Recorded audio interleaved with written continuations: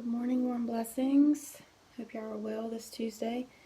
I wanted to share with you guys a couple of tips, things that I'm doing right now, and so this is my Tip Tuesday for y'all. So first of all, let me just show y'all what I've been doing. It's taken me about 3 days to do this because I didn't order my supplies in time.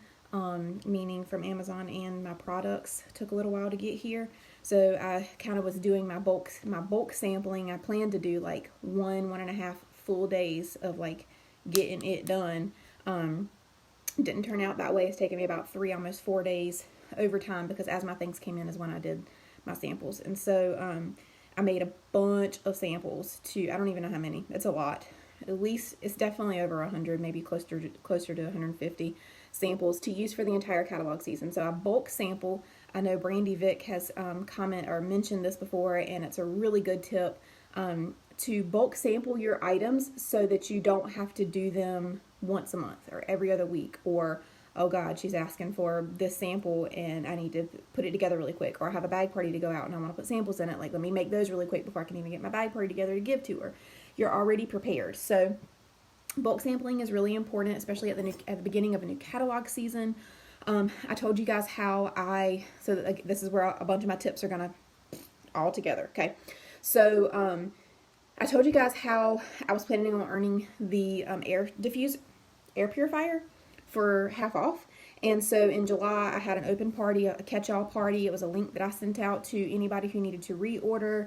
I shared it everywhere. People could order in it, and when it hit $500, I could cash in for 3 half-offs to get my air purifier for $125 versus $250. And then, of course, the commission I made off of that $500 party in July paid that $125 extra. So I used the 3 half-offs to get the air purifier. What did I do with the free money? Well, with the free money, I was able to get a tub of washer whiffs to make Cloudberry Dream samples. I was able to get dish soap, counter clean in the same scent, so I can make samples of. I did a different party. I closed out and got half off of a SCENTSY Fresh in Palm Beach Breeze, so I made those samples. So anyway, I used the free stuff to get these things to make samples for my customers. A few other of these items that I had to wait for is when I closed out a fundraiser a couple of weeks ago. So here's another tip. The way that I do fundraisers, and I'm not telling you how to do, hey Rebecca, Beck Bracy, that's what I always hear a man say, Beck Bracy, so that's what I call you in my head. But anyway, so whenever, I'm not telling you how to do fundraisers. Please do your fundraisers however is convenient for you, however feels best to you. I've done them many different ways over the years, but now a new way that I'm doing my fundraisers is this way. So essentially a fundraiser is just like any other party. I open them up full catalog. I know there's like Scent Circle fundraisers, car bar fundraisers, like there's different types, and that's fine. But typically for me, it's just full catalog. Okay. So the way that fundraisers work in SCENTSY land is you're offering your commission, and you can offer as much or as little as you want of that. So the way that I typically do it is I offer them 25%. That's my full commission, whether I have to give out catalogs, doing it online. Most of my fundraisers now are online, so that's saving me a lot of money right there. I don't have to mail out anything except for a host pack to my fundraiser host with a catalog and some things that she can share with her people. And so I offer the 25%, but this is what I tell them, okay? And this is where some of you are going to be like, ooh, I don't know if I can do that. And that's okay. Remember, do what you can where you are with what you have in your business, and do what you're comfortable with, okay? So what I do is I offer them 25% commission on any total of the fundraiser, 25, okay? And then I tell them when their fundraiser hits $1,000 in sales, I will give them 30%. And you might be thinking, well, we don't even make 30% until we sell 2,000. How are you going to offer that to them? Well, I have my own goals set for the month, okay? I have my own things that are outside of any fundraiser. So my goal every month is always to hit anywhere between $2,000 and $3,000 in PRV, always, with or without a fundraiser. So I offer the 30% to my fundraisers once they hit $1,000 because I know I'm going to hit my $2,000. I know I'm going to earn that extra 5% bonus in my paycheck. So I'm just being generous to give it back to them. Remember, authenticity, simplicity, and generosity, okay? So here's where I've gotten a little bit different with my fundraisers over the years. I don't give my fundraiser host all of the host rewards. No. Their reward is my commission. their reward is all of my commission. So I'm going to keep the free and half things for myself. But this is also what I do. As a thank you for my fundraiser host, I do give them a small gift. Well, I say small, but it's really usually not. Sometimes it's a warmer and 3 bars, and I'll get that with the half off item. Usually use the perpetual party award in case I need to ship it off, so I can just do it all one time when I close it. I can ship hers directly to her, and then I can get the host rewards myself. So I will use the perpetual party reward to get a SCENTSY system half off. So that's a warmer and 3 bars, and I typically will let them choose. Or sometimes I'll just surprise the host and give them like a mini fan and pods or whatever. I kind of do it with how big the fundraiser was. Okay. So sometimes it's a smorgasbord of different products.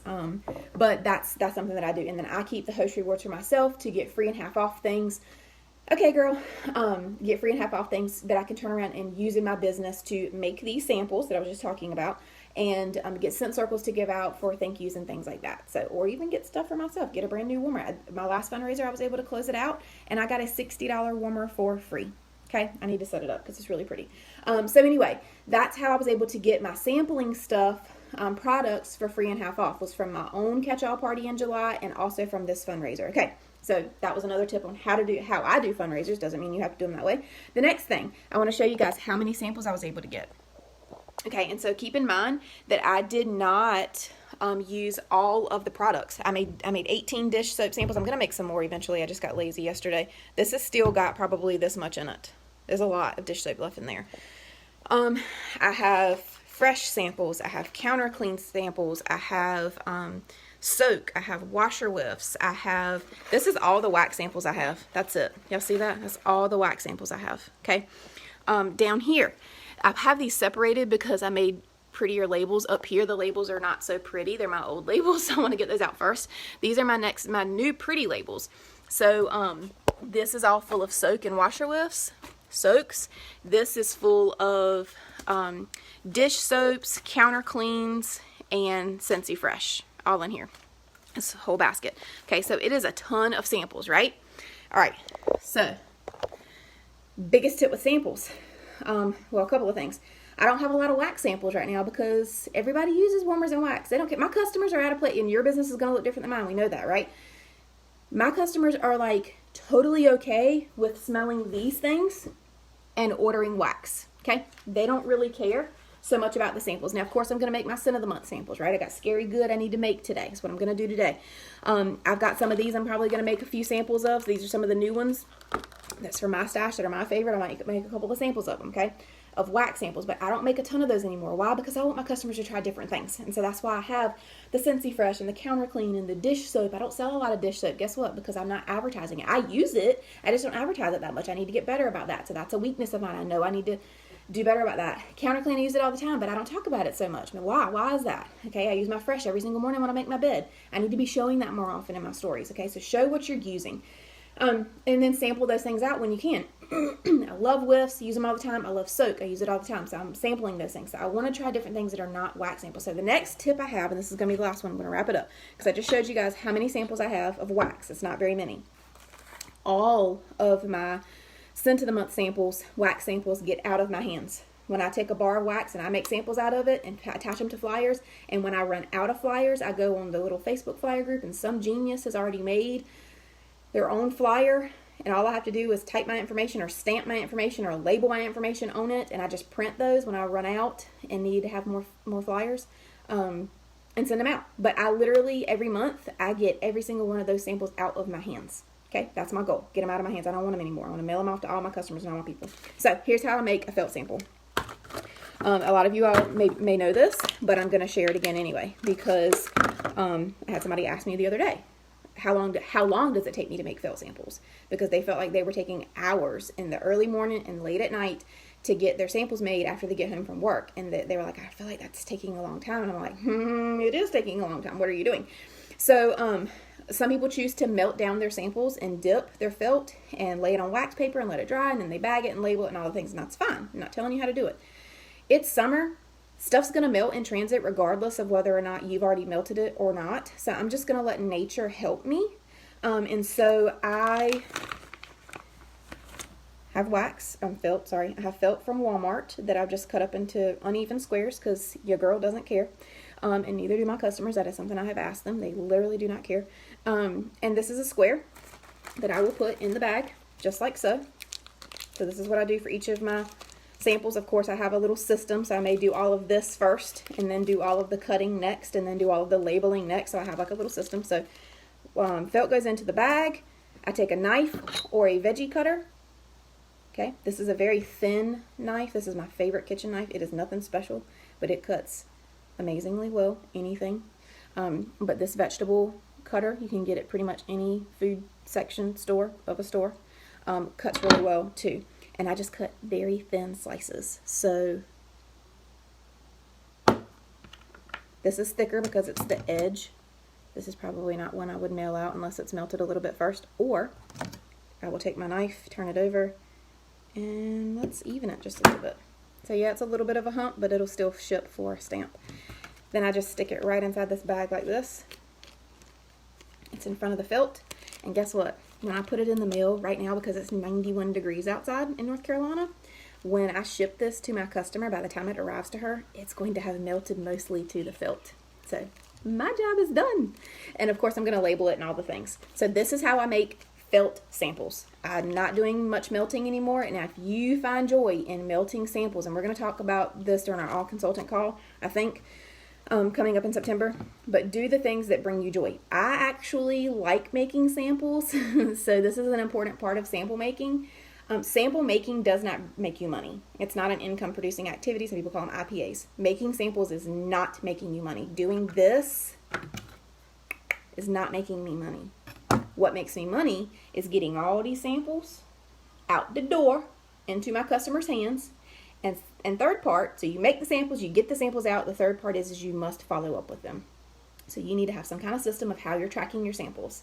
Whether you write that on a piece of paper, whether you use your Sell with Amy app, whether you're using the workstation notes of each customer, something. Set a reminder in your phone. I don't care what it is you're doing, but you have to have a way to touch base with your customers, especially when you have taken time and money out of your SCENTSY paycheck, not your family's paycheck, your SCENTSY paycheck, to go on Amazon and purchase these 10 milliliter bottles, 20 milliliter bottles, I don't even know which one these are, and the bags, and then took time out of your day to go to Canva and create these flyers and buy the whole sheet of labels, whole sheet labels, and then you cut them out, and then you spent 2 hours yesterday labeling just labeling samples.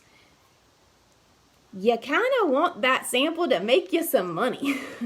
And no, not every single time you hand out a sample is it going to bring you back a return. But if you're not passing them out, they're 100% not making you any return. If you're not following up with those samples, at least 50% are not making you a return. Okay, so make the samples, pass out the samples, follow up with the samples. Make sure you have some way of keeping up with who gets what sample so you can touch base with them on it, okay? And a lot of times when I touch base with them, I'm like, hey, how'd y'all like that? How'd you like that counter clean in Cloudberry Dreams? That's a new scent. You like it? She's like, oh, I ain't tried it yet. I'm like, girl, go ahead and try it. Go ahead and try it. Sometimes you got to encourage them to try it, okay? So those are my tips as far as fundraisers and samples go. I think that was all I wanted to share with y'all today with Tip Tuesday.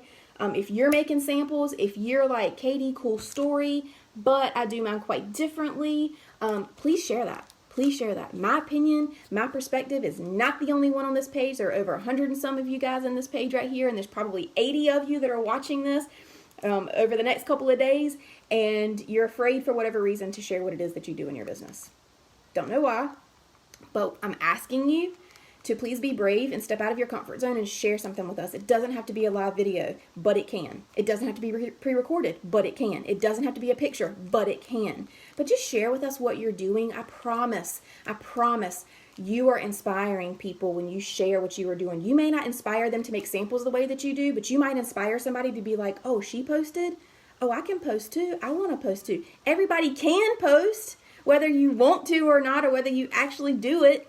That's on you. This is our team page, and I promise, we want to see what you're doing. We want to see you sharing with us how you do something, because you have something to bring to the table that I don't. You have a perspective to bring to the table that I don't see that way, and I want to. So please share with us what you're doing, whether it's how you make your samples, whether it's how you, anybody got a system of how you keep up with your samples? That's a good one. I would love to hear what you all have for that. Whatever it is that you want to share at any time, this page is open for that. The only thing that we don't share here is negativity. Find an upline, find someone that you can vent to, because this is not the place for that, even though, yes, frustrations do happen in business. So anyway, y'all have a fantastic Tuesday. Go make some samples, pass out your samples, and then follow up with your samples. Share it here, even if it's just a picture. Tell us what you're doing, how you're doing it. We'd love to hear from you. Have a great day. Bye.